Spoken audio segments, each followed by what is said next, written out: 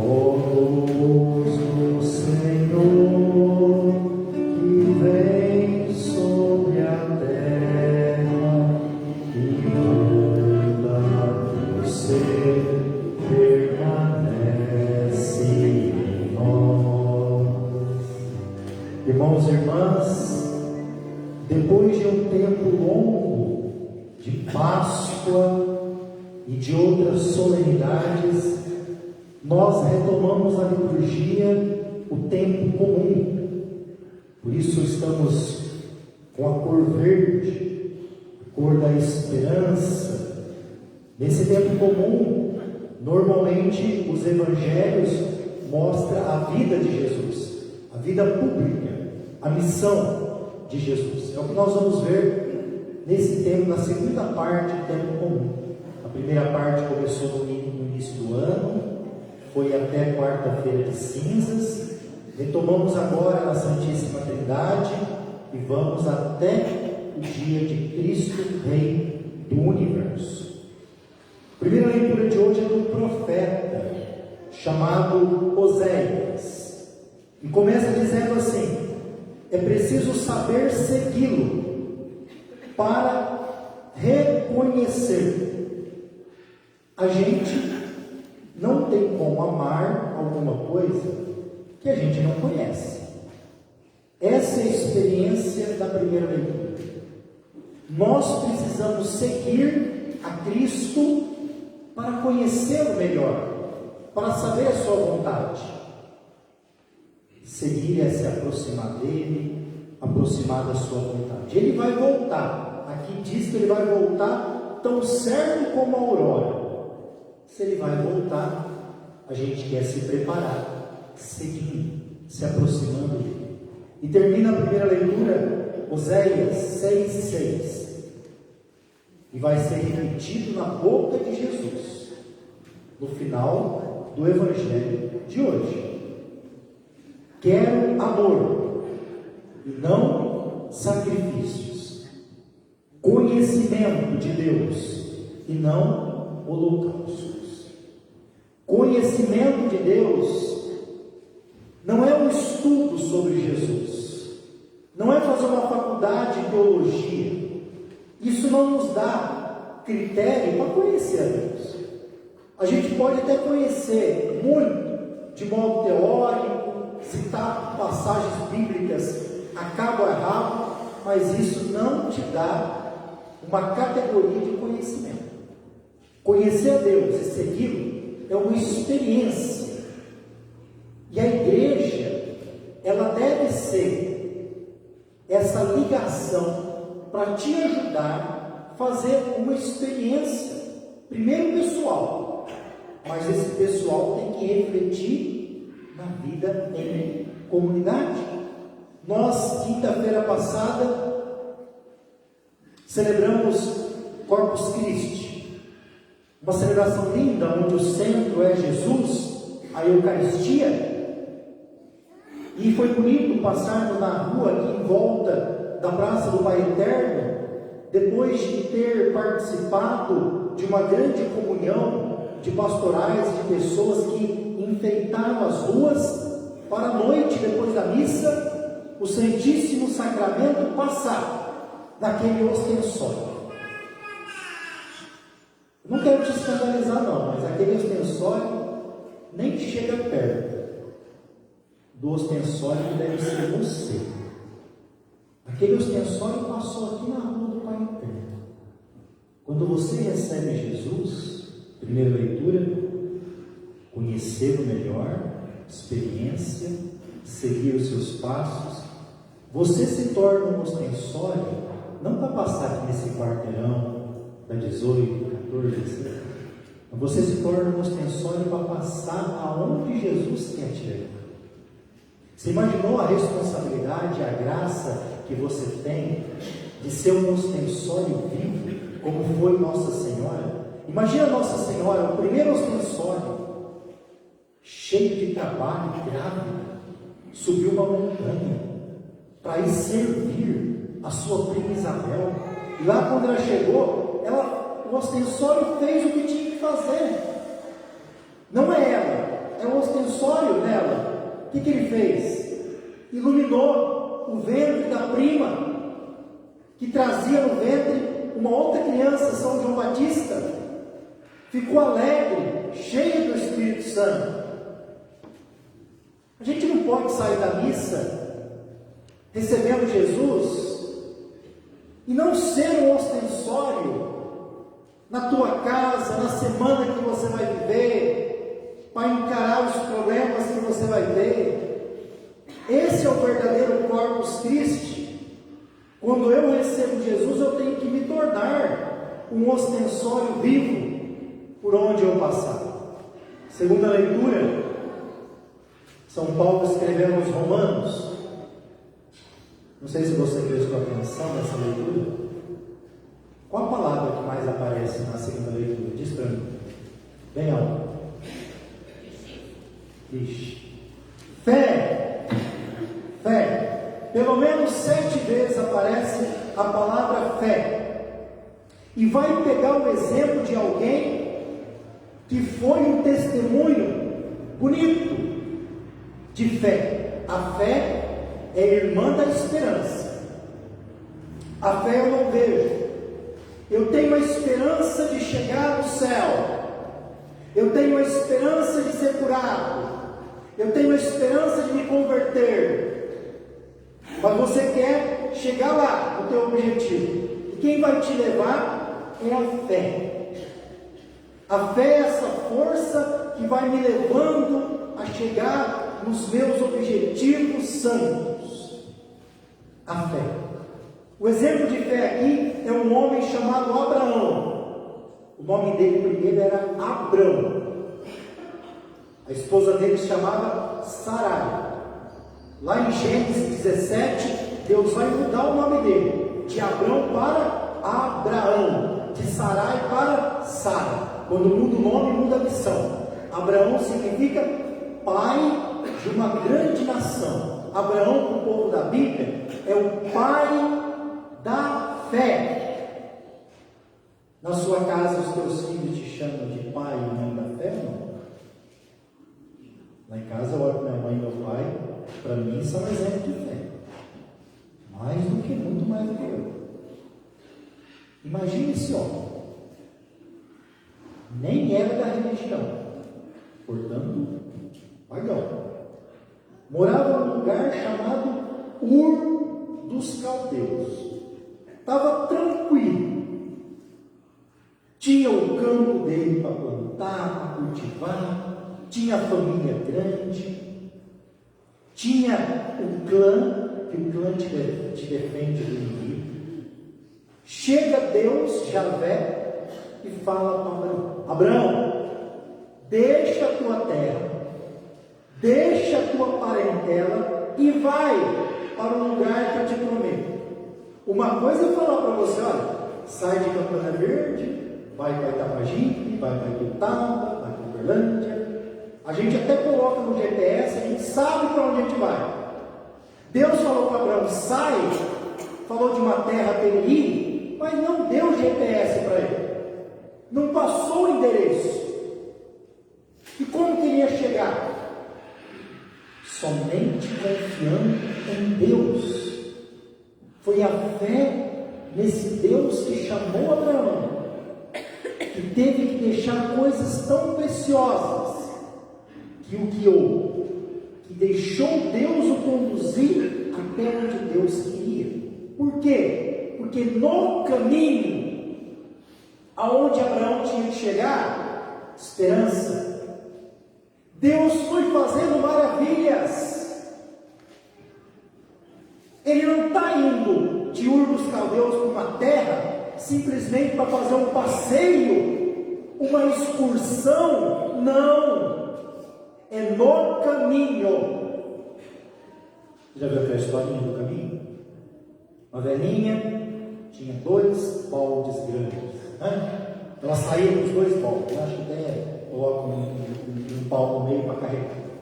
Saía da casa de manhãzinha, ia lá no rio, enchia os baldes e vinha e trazia água para casa. Todo dia ela fazia esse percurso. Um dos vasos, dos jarros, né, que enchia de água, estava trincado, embaixo ainda. Então esse vaso, ele, no caminho, quando ele enchia, um dos vasos começava a goteirar, a pingar. Quando chegava em casa, o outro vaso cheio de água, o vaso trincado, quase vazio. O vaso trincado começava a pensar: que tristeza!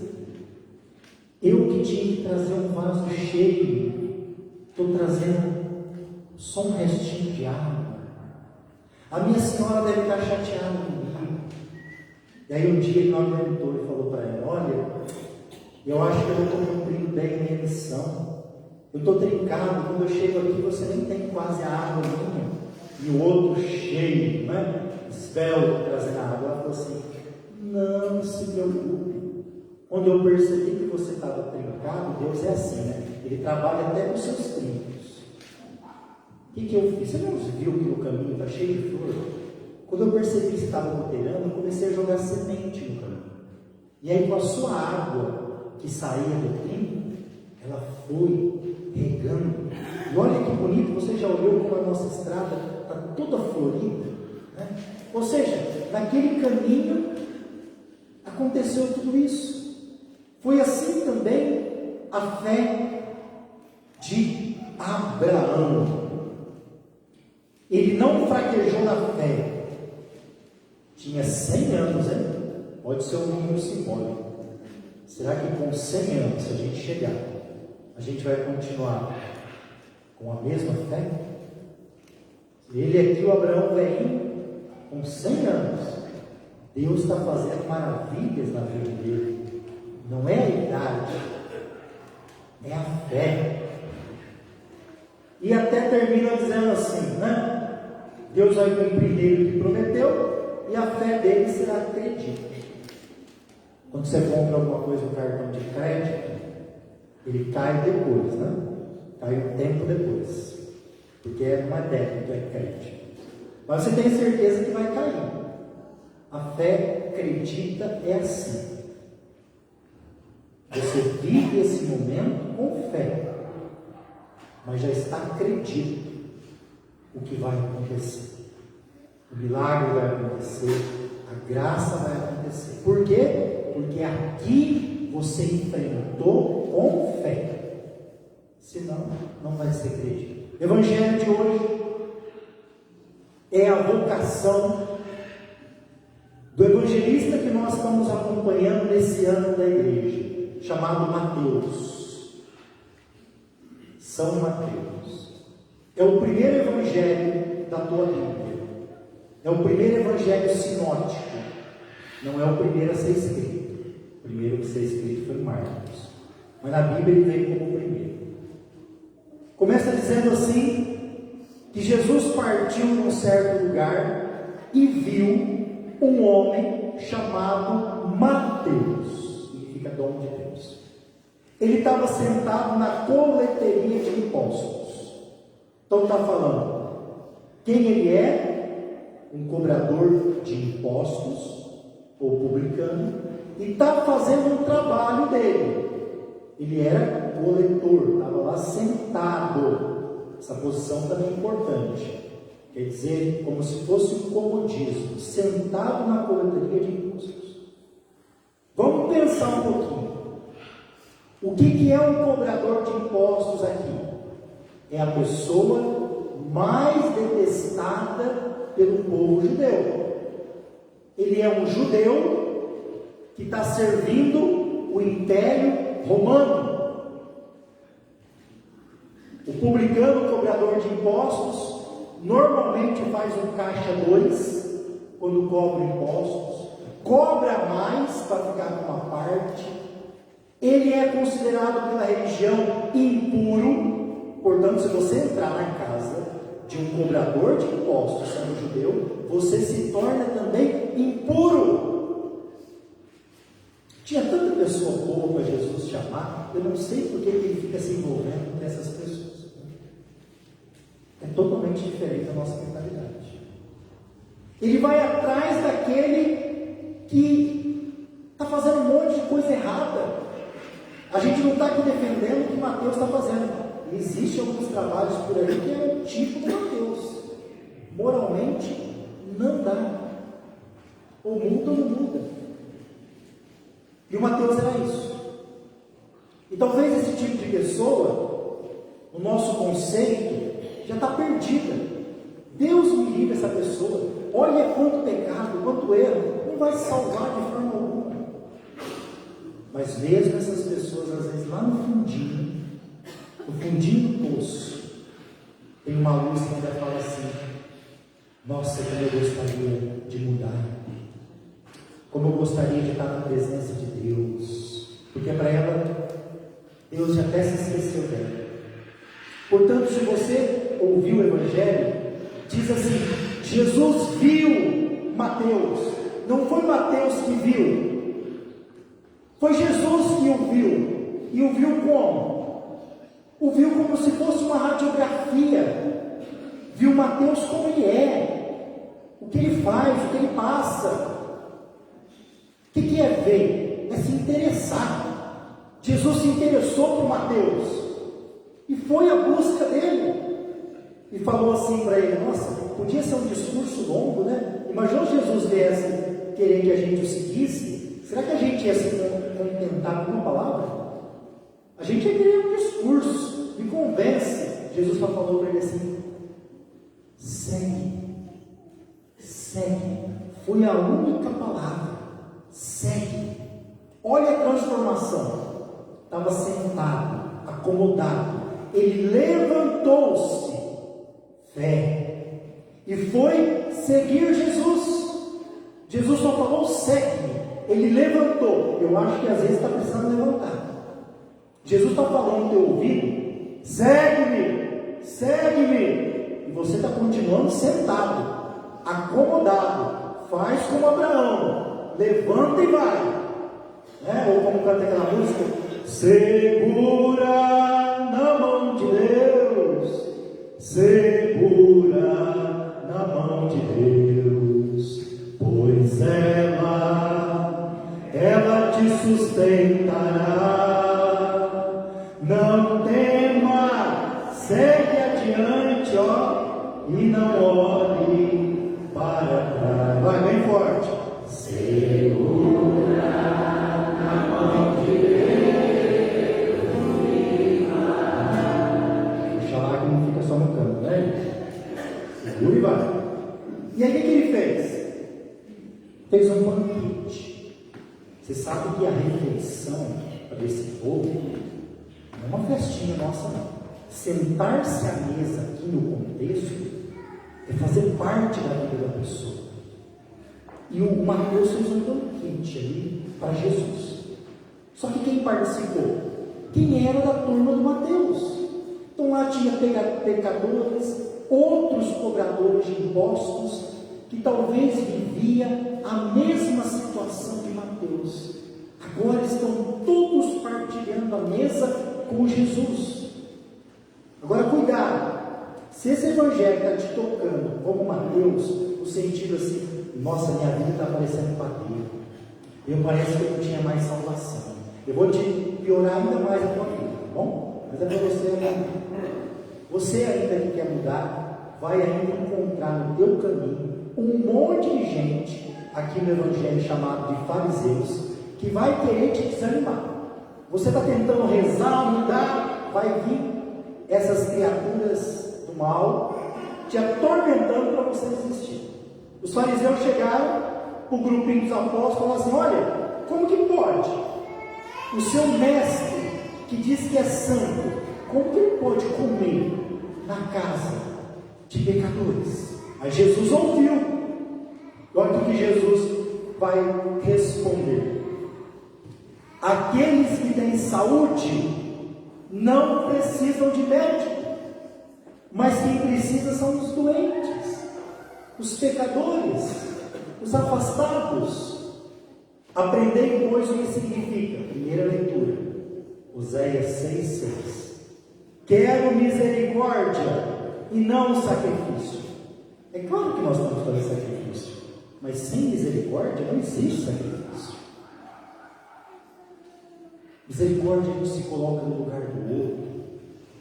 Misericórdia acolhe, misericórdia perdoa, misericórdia entende. De fato, eu não vim chamar os justos, mas os pecadores. Então não entenda errado a leitura, hein? Jesus não está pactuando com o pecado. Jesus não ama o pecado, ele ama o pecador, a pessoa. E quando ele chama, essa pessoa faz uma experiência que ela muda de vida, muda de caminho. Então que esse evangelho também nos ajude a mudar para melhor, para seguir melhor nosso Senhor Jesus Cristo. Louvado seja nosso Senhor Jesus Cristo.